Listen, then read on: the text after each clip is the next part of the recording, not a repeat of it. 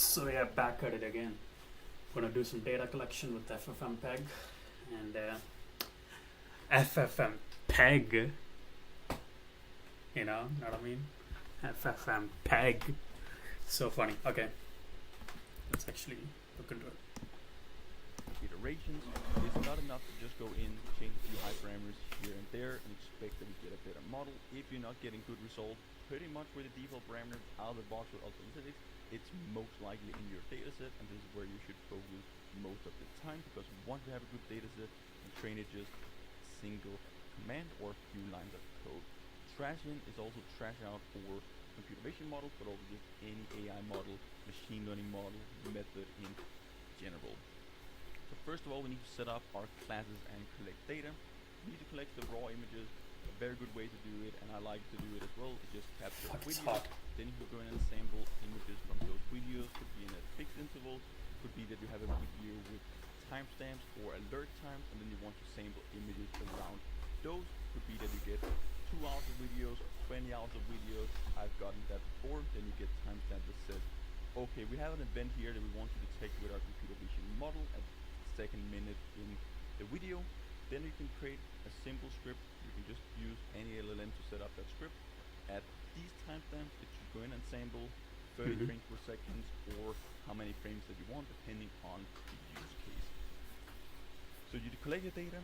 Then we need to choose the right classes for the project. Could be that you want to just use a base model with car detection, trucks, bosses, person. If you just want to do some basic counting system or get something up and running. Could be an industrial use case where you have things running on a conveyor belt, you want to do some manual inspection and so on. Then it might be bottles that we want to detect. So we need to figure out what classes do we want to detect and what do we want to use it for in the business logic that we're trying to solve. Collect our data, and then we need to set up our annotation pipeline or start annotating our data so we can get a ground truth data set to train our analytic models on. So for example here, could be that we want to just have a core class count for vehicles, non-vehicles. It's like a very binary class. Could be vectable. Is it good enough for just those 2 classes, or do we want to actually separate them into subclasses as well? You can do that directly with the model. It will require a lot more data to be able to go into subclasses and get really good performance with them. Another way is to just get predictions of fruits and then have another classifier or some other way to identify which specific fruit it is. It can either be combined with classical computer vision methods to say that you basically just want to have apples and oranges. Maybe oranges are orange, apples are green or red. That's a pretty easy classical computer vision method to separate those things out once you have the cutout of the actual object. So we need to generate our data. We need to choose the right classes. The right classes act like for generating our data set, our raw images. But if you don't know exactly what we want to detect and use our computer vision model for, you can really start this data generation. These are the most important things to start with.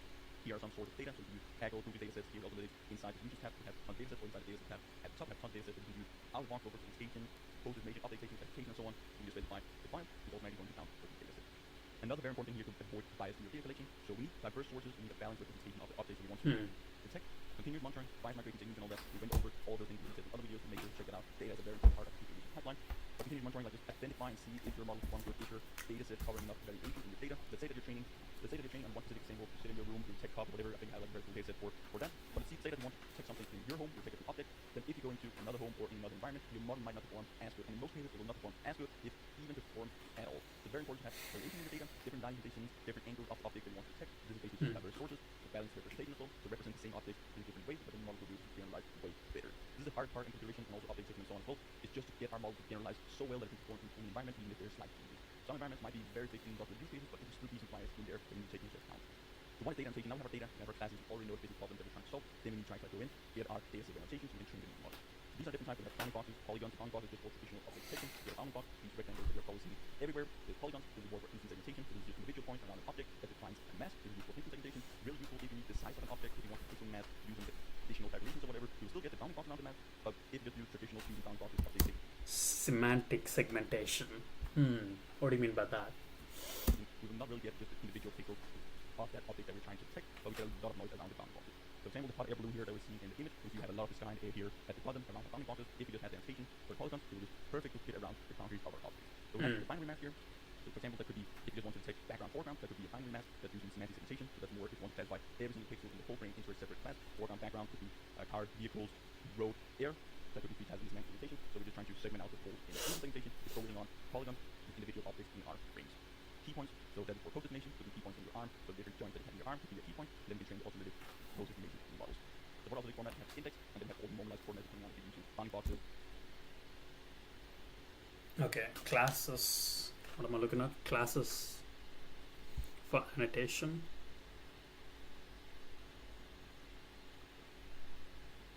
Fine grained class count explain. Polygons, pose definition with the key point. That's just the same CSV file, so whatever key points you have, or correct like object coordinates will be different. The progress format is very, very common as well. Pascal UC, and not the segmentation that places it on the image directly, so that we can have color value representing it in our image.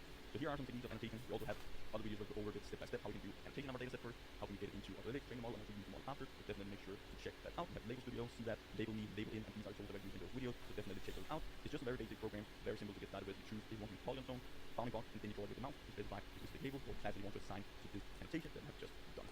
So here we can go down and take a look at some more things to consider. So we want to improve our accuracy, precision, outliers, the quality of our data. We want to have as much variation as possible. We want to identify outliers, put cost down to our problem that we're trying to solve.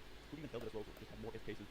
If you train on a general data set, we try to deploy, we run it in production, we see, okay, our model is not performing good, we might find edge cases and so on, try to get those edge cases into Okay. and see.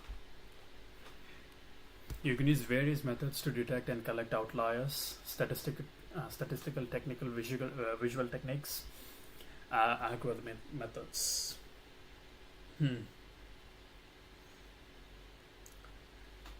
Outliers, huh? I mean,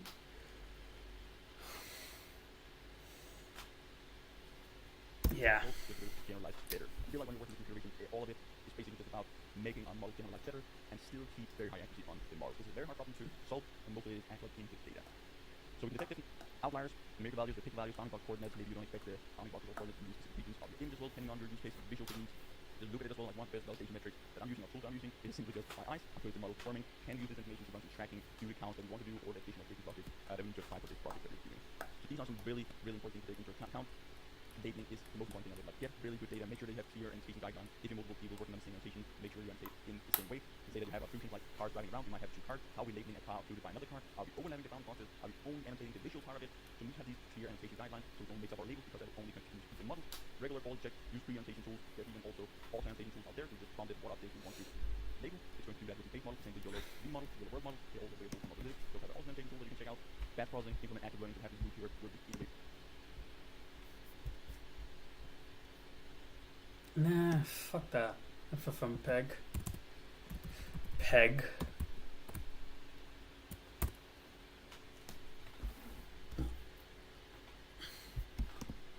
Pornhub. What the fuck? FFmpeg, an open source command line tool for processing audio and video files. It was created by Fabrice Levard in the year 2000. The name stands for fast forward, followed by the moving picture experts group file format. Today it's used in a wide variety of tools like Google Chrome and Blender, as well as video platforms like YouTube and Vimeo. It's able to decode, encode, transcode, multiplex, demultiplex, stream, filter, and play virtually any multimedia file in the world, with over 100 different codecs supported. It works by taking an input file, then passes it to a demultiplexer that splits the audio and video tracks into separate encoded data packets. These packets are then decoded into uncompressed frames, which can be further processed and filtered. You might modify the brightness and contrast, add subtitles, or visualize the audio as a waveform. Then finally, these frames are encoded and multiplexed back into the output file. In addition, it also comes with the FF Play tool to easily play media from the command line, and FF Probe to extract metadata from the file. In addition to tons of low-level libraries for developers building their own multimedia processing software. To get started, install it, then open up the terminal. Use the FFmpeg command followed by I to supply one or more input files. To convert that file to a different format, simply provide the name of the output. It will automatically detect the file extension and convert it to the proper codec. Or the C flag can be used to specify an explicit codec, like MPEG-4 for the video track and MP3 for the audio. You may also want to change the quality of the output file. The B flag can change the bitrate, while the R flag can change the frame rate, and S can change the resolution. In some cases, you may have multiple.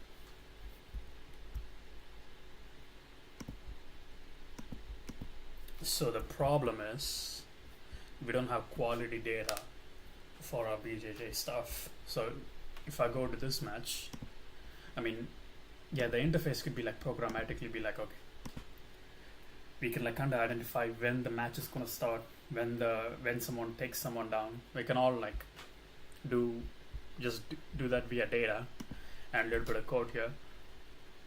But the issue is we don't have good data, and yeah, we have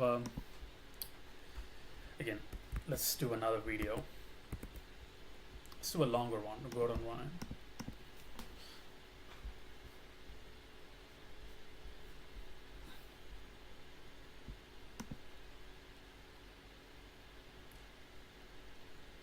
It should be able to like detect it being like an outside heel hook.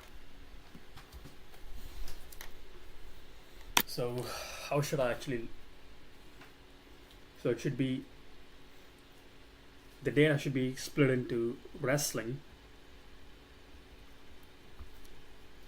position slash guard, right? Again, it should be like for both. It should be position and guard. I don't know how I'm gonna make that. Wrestling, whatever. Offense, defense, whatever. Yeah, I can like choose between who's doing it, so I can have a this or that option, up or me option. I can like pick who's me and all of that. Wrestling. Okay, position and guard, and slash passing. All of that like comes in the same umbrella, and submission would be the slash escape slash escape. So that will be the crux of data collection. So it'll look something like this, I think. So where the training model is, it's going to look like, again, I'm not going to use this. I'm going to use CBAT.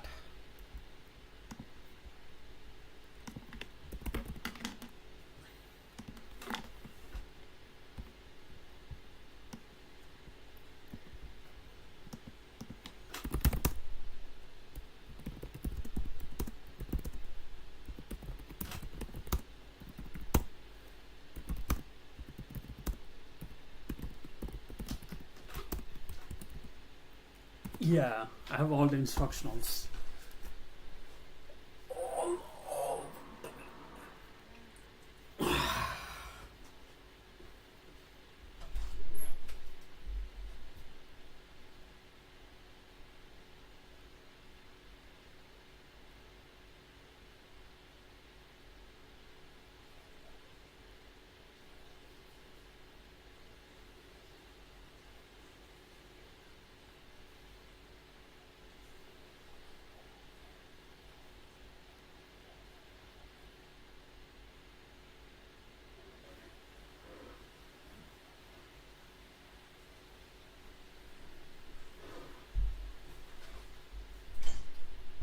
So again, some of the videos are like hundreds and hundreds and hundreds of hours put together. So I don't want to environment. Okay, whatever. How to collect data.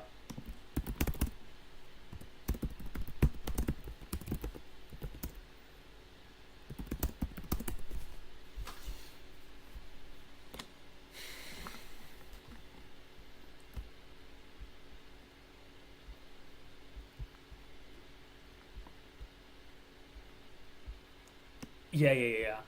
Basketball. Who the fuck cares about basketball? OpenCV, YOLO. What is OpenCV again? Label Studio, self-hosted. Collects image, your BJJ rolling footage annotated with open source tools since you want privately. Runs in browser, no upload to server, self-hosted. What is this? Copy link. Let's go. OpenCV. What is OpenCV? Why is it slow? Fuck. OpenCV. It's a real-time optimization tool. What is OpenCV? I don't get it. Dive into AI and computer vision, covered image. Okay. For facial recognition. I need to do that too. Let me write it down. BJ face. It's gonna take forever.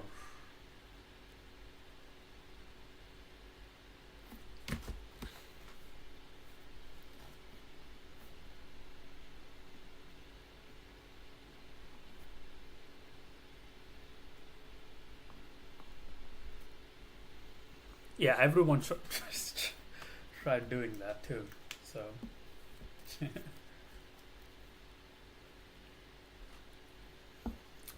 So, what am I doing? Fuck, what am I doing?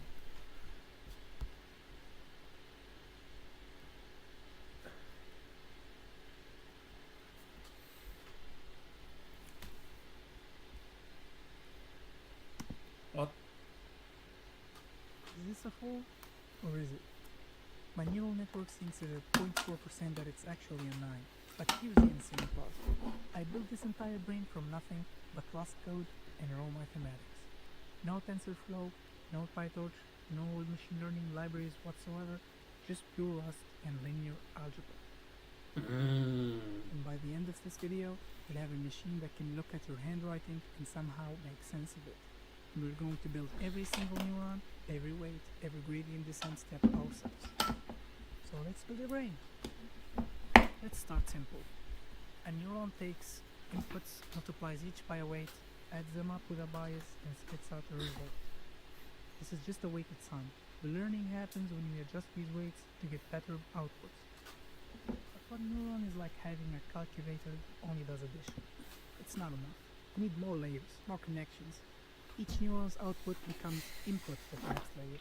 Now you might be thinking, that's a lot of individual calculations, and you're absolutely right. That's where linear algebra saves us. All these individual multiplications become one matrix operation. The dot product handles everything in one single operation. In Rust, this looks pretty clean once you get past the borrow checker. Here's the thing though. What we have so far is just a fancy linear function. Stack a million linear layers and you still get linear behavior. That's not very interesting. Enter ReLU, rectified linear unit. It's that simple. If the input's positive, pass it through. If it's negative, output 0. This tiny nonlinearity is what makes the neural networks actually powerful. Finally, we add softmax to convert our network's raw output into probabilities. It takes any set of numbers and turns them into a value that sum to 1. Perfect for how confident I am that this is a cat versus a dog. Okay. To train our network, we need to measure how wrong we are. Cross-categorial entropy loss does exactly that. It gives us a number that gets smaller as our prediction gets better. Now comes the interesting part. We know how wrong we are, but we need to figure out which weights to blame and by how much. Think of it like this. Imagine you're adjusting the recipe for a cake.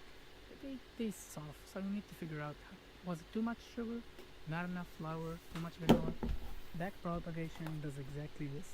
It traces the arrow backwards through the network, calculating how each weight contributed to the final mistake.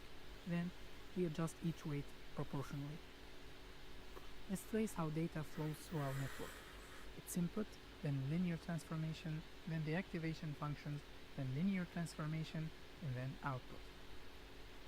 So first of all, we're going to initialize the core structure of the network, which consists of two matrices to store the weights. One that connects the input layer with the hidden layer, and one that connects the hidden layer with the output layer. We'll be having two bias vectors, one for the hidden layer and the other for the output. Next, we will initialize the weights with random values, just for the neurons to not learn identical features and to have a distinct gradient path. All of this shit gets done by Google Colab, right? So I don't have to like go into it, but it's good to know. OpenCI. What am I doing wrong? So I need the max swing. How am I going to collect data? What should I do?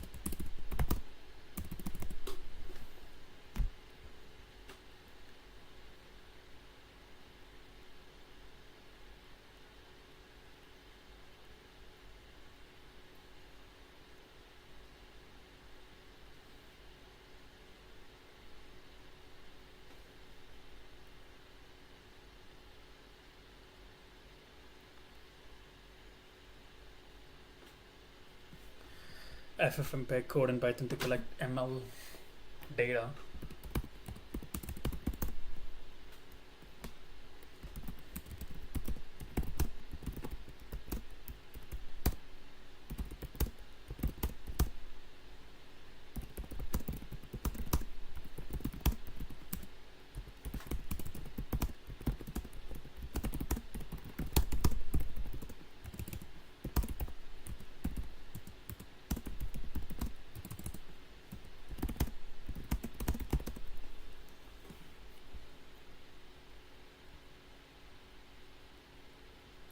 gonna do it in computer vision. I'm gonna do it in most popular can self-host CVAT. Okay. Let's look at what CVAT is actually.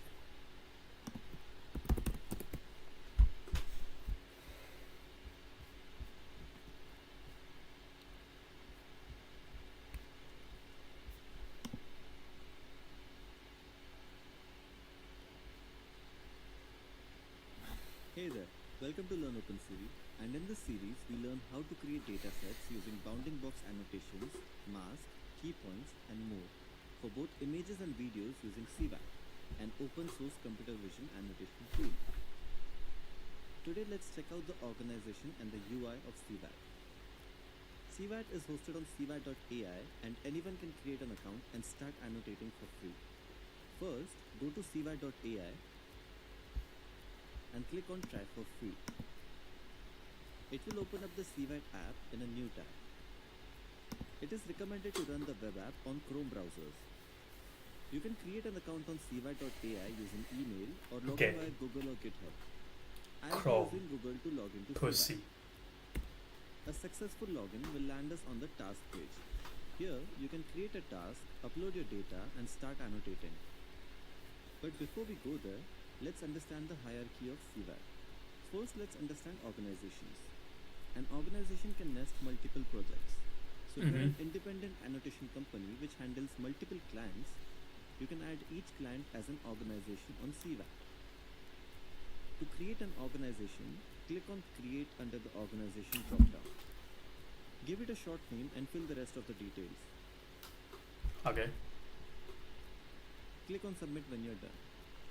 Then activate the organization from the top right corner of the header. Click on the short name. Next, we create and set up a project. Click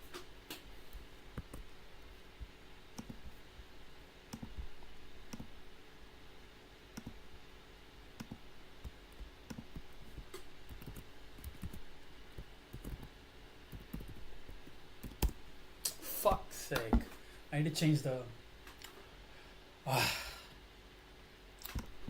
I need to change the thing, man. Yup, AI. I don't need it. Fuck.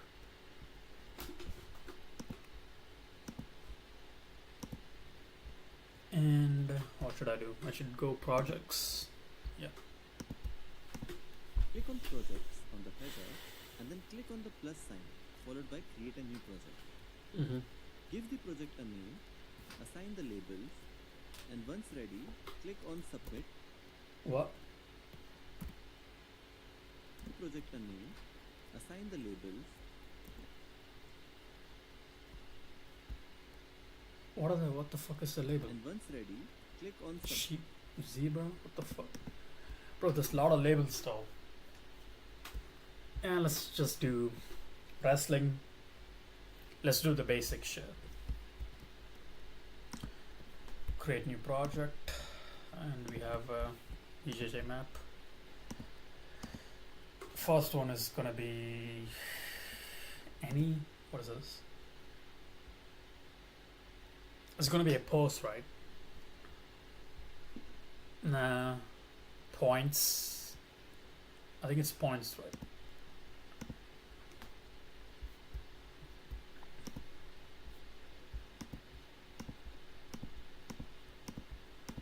It's gonna be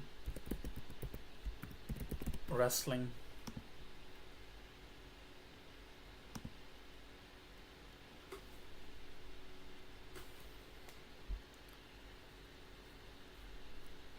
And pins, passing, God.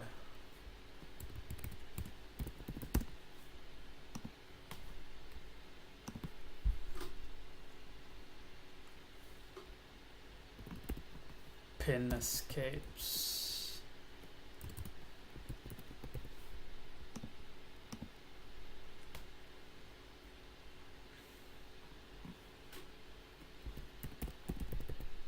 Submission.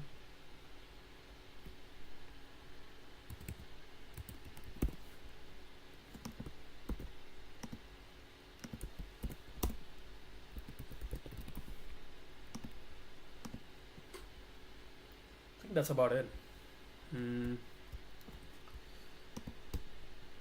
Issue tracker, I don't know. Submit and open, submit and continue. Submit and open. Assign all the labels in the project. Play with the settings and customize the label.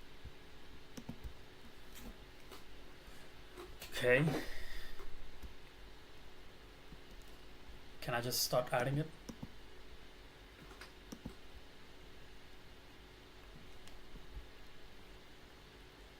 No.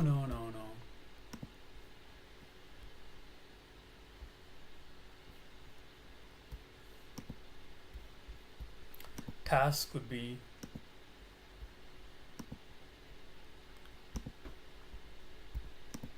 I could just, can I? Fucking hell, that's crazy. Okay. Let's do half guard. Select label, train. Project labels will be used. Test. Train. Okay, train. I have like couple of training. No.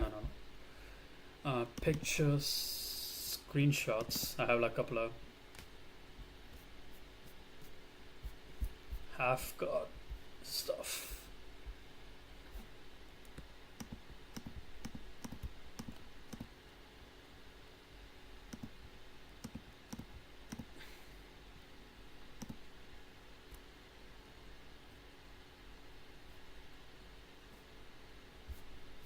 I don't even know why I have this. I need to programmatically like do this using FFmpeg. But for now,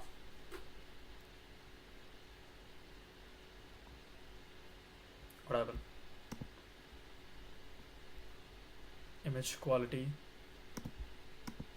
What? Quality. Submit and open.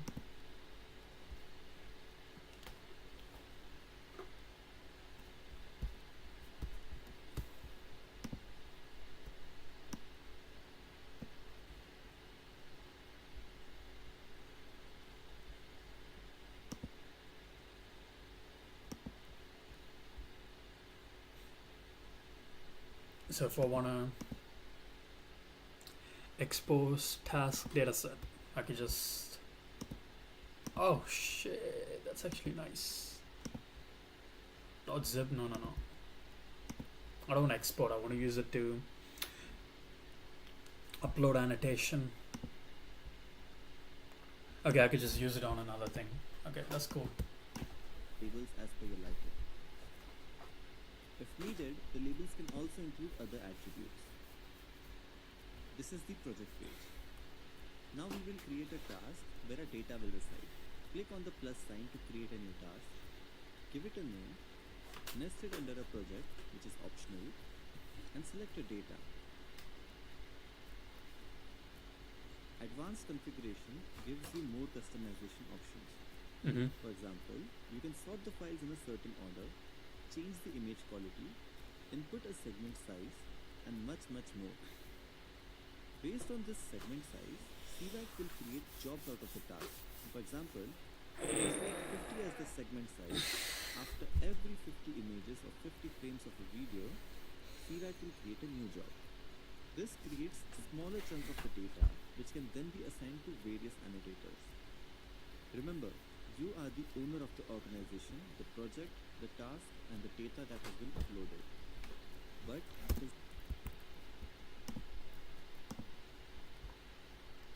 Download YouTube videos. You will need, okay. And extract frames using a FFmpeg. Cool. Change. Okay, labeling tools. How do I? Will it take a lot of time?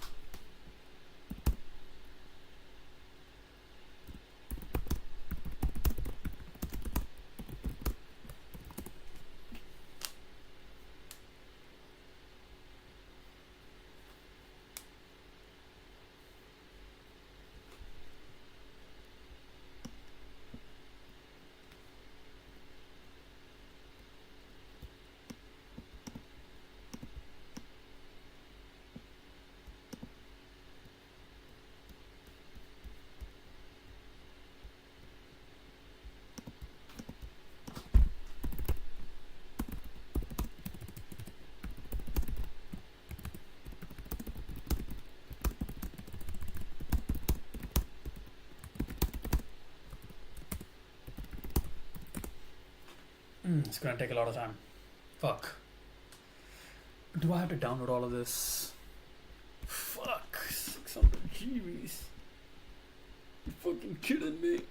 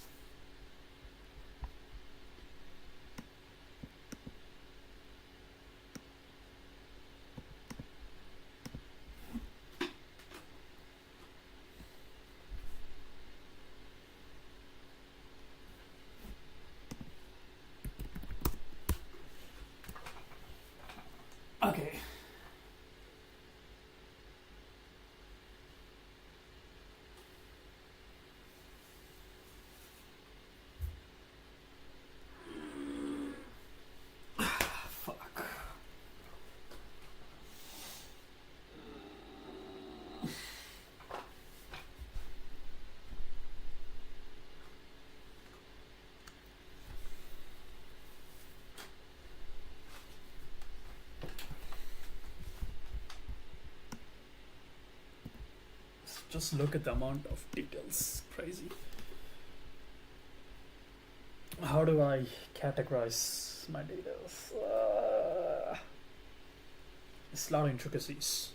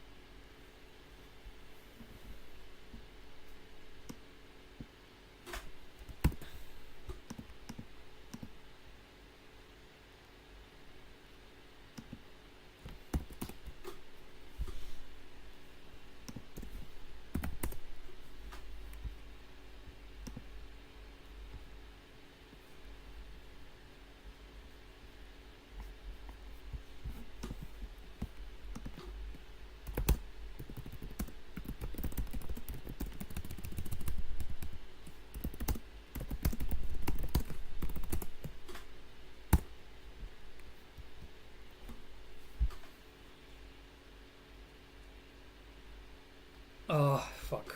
Deep learning is in the core of everything you're learning. Who would have thought? Neural networks. Fuck.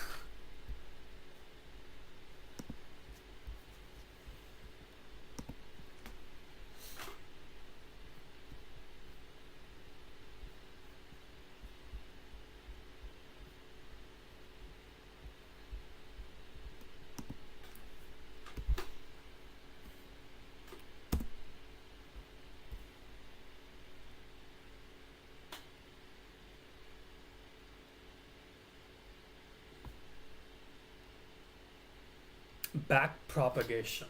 Ooh la la la la lay, lo. Ooh la la la la lay. Action recognition, video classification, post estimation, optional advanced. Okay. Okay, deep learning is at the core of this. I don't know what I'm gonna learn on that. Fuck. So, how do I go about using FFmpeg?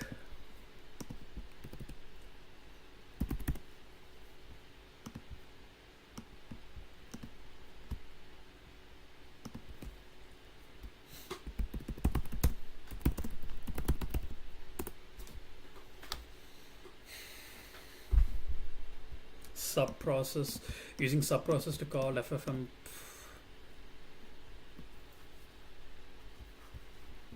Have I downloaded that video?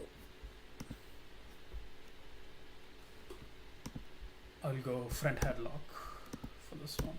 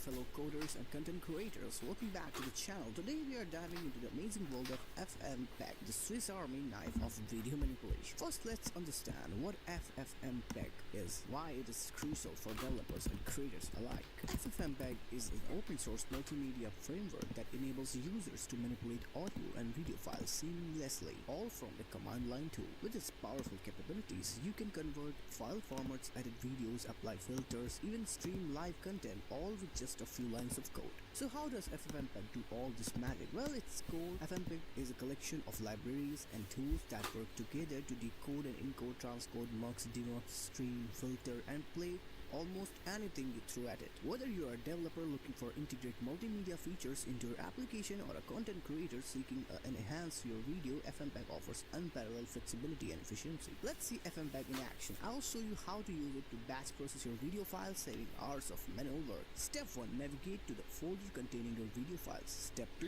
Open your command line interface.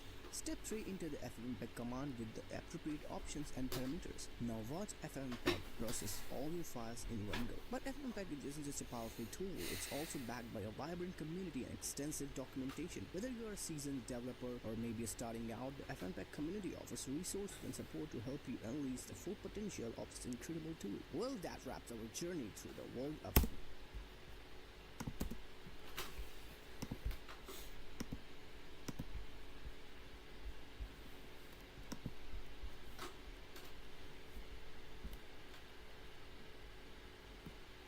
Fuck.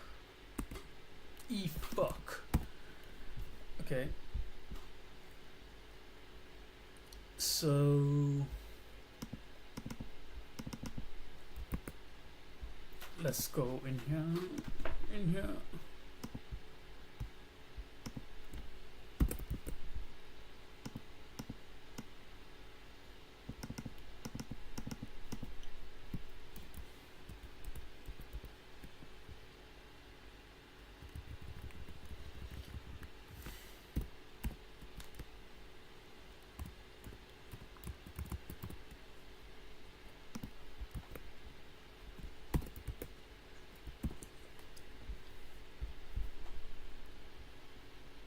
Where will this format best audio best?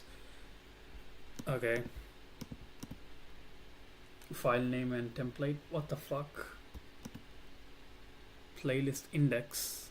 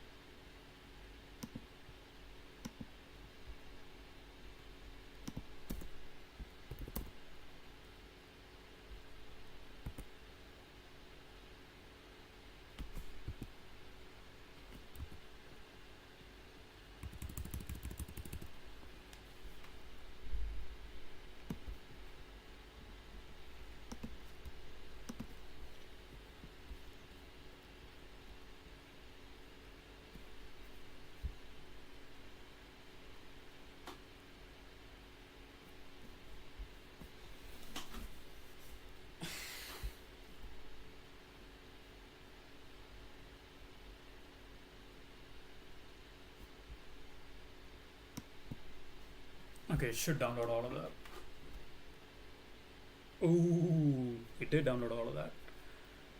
Okay. I wanted to... Fuck. Okay, that's pretty... YouTube DLP is pretty good. I need... Fuck.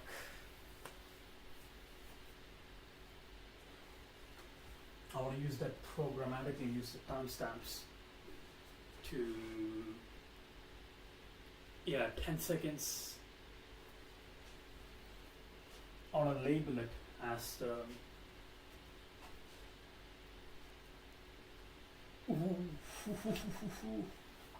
Yeah, I think that'll be good. Yeah, I think that'll be good.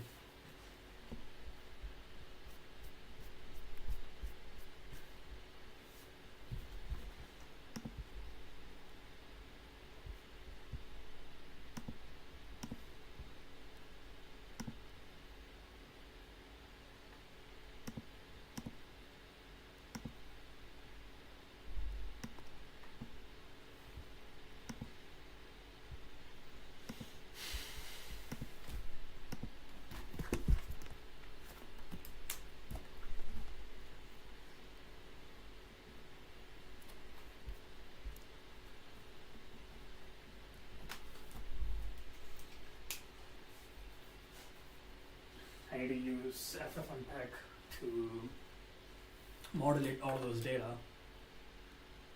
Though sometimes it just yaps. You know what I mean? How do I use it?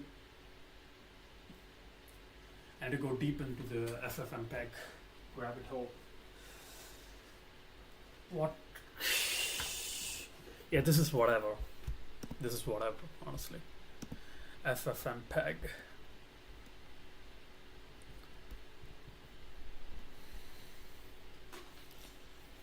I need FFmpeg to capture snapshots every 30 frames in high resolution, and I wanted to use the data labeled to label itself, and yeah, I wanted to label itself. So now and then I can just come in and do my thing. I think that is the move here. I want to go wrestling first. Let me get the order straight. Wrestling.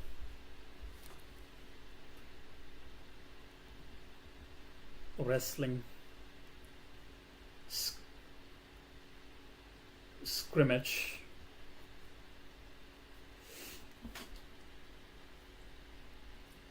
Passing. Guard. No. Guard and passing.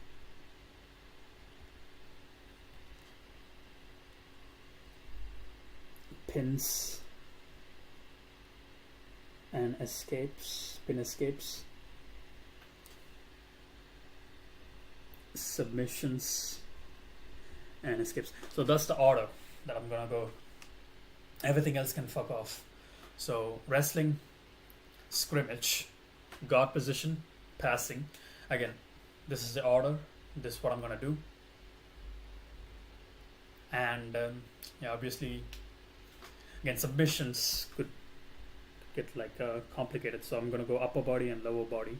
That's that. Submissions. It's gonna get complicated pretty fucking soon if I don't train it properly. So that's the move.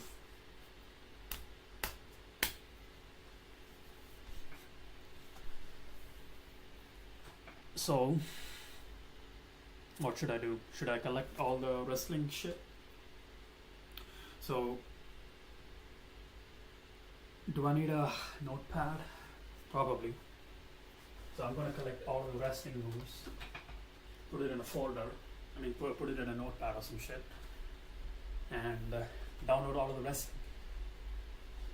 Train my data, delete all that shit, do it all over again till I get my own models, and put that shit on CVAT. Import CVAT, do it all over again, do it in a day. That's the plan. Got some time though. Got some time.